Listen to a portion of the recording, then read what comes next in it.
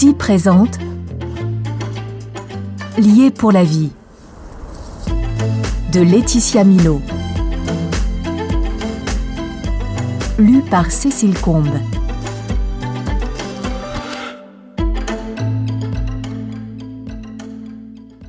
À Badri pour son aide précieuse et sa patience.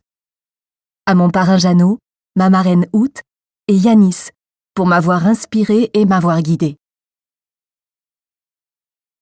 Oui, tout se joue maintenant. Plus qu'un obstacle et c'est gagné. Assis sur le canapé, l'homme ne quitte pas l'écran des yeux, suspendu aux phrases du commentateur sportif qui s'époumonne la voix cassée. Dans quelques secondes, nous allons peut-être assister à une première mondiale. À cette heure, la pièce plonge lentement dans l'obscurité, mais l'homme ne pense pas à allumer la lumière. Il reste assis, les mains posées sur ses genoux, son visage brièvement éclairé par les lueurs blanchâtres du téléviseur. Oui, c'est incroyable, vertigineux. Cette fois, le commentateur est hystérique, au bord du malaise. Il hurle maintenant, saisi par une fièvre qui n'entame pas le silence de l'homme. Celui-ci saisit le portable posé à ses côtés et tout son être se concentre sur cette photographie qui apparaît entre ses mains tremblantes. Le visage éclatant de bonheur, une cavalière en tenue de concours brandit une coupe d'or vers le ciel. Ses yeux brillants de fierté fixent le photographe. Ça va aller. Les mots ont surgi brusquement sans qu'il s'y attende. Tenace, têtu, entêtant. Ça va aller.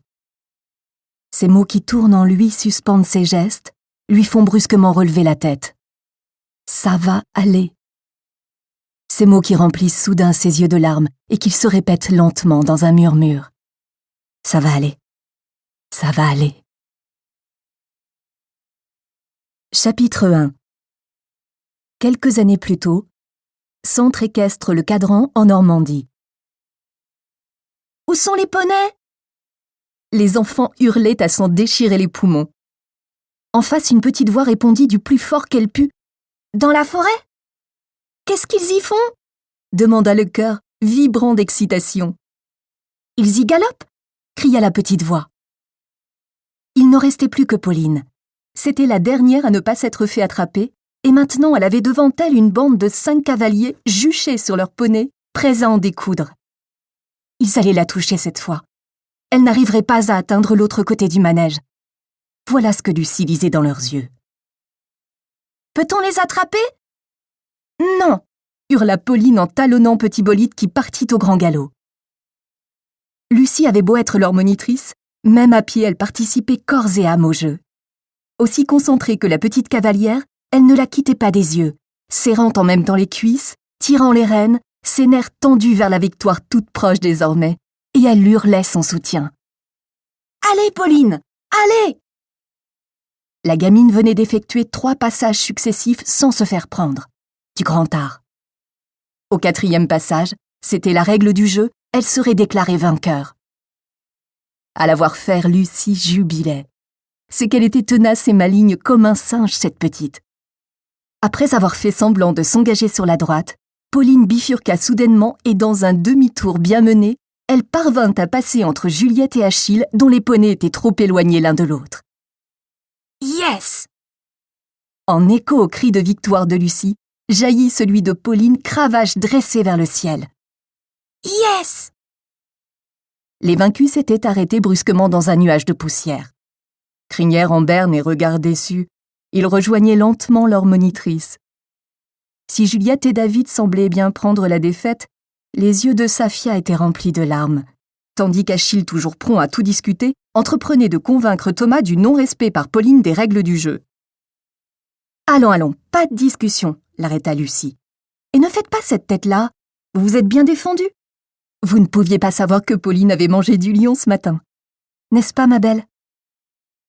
Encadré par des cheveux roux trempés de sueur, le petit visage criblé de taches de rousseur ruisselait sous la bombe. La fillette la regarda de ses grands yeux noisettes, éclatant de bonheur. « C'est moi qui les a eues toutes seules. Hein, Lucie, t'as vu ? On dit qu'il les ait eues. Oui, c'est bien, ma belle. Non, c'est toi la plus belle. » L'enfant se pencha par-dessus sa selle et lui tendit sa paume. Lucie tapa paume contre paume le tchèque de la victoire. Yes! Elle l'aimait bien, cette Pauline. C'était même sa préférée. La gamine avait beau être haute comme 3 pommes et maigre comme un coucou, elle ne s'en laissait pas compter.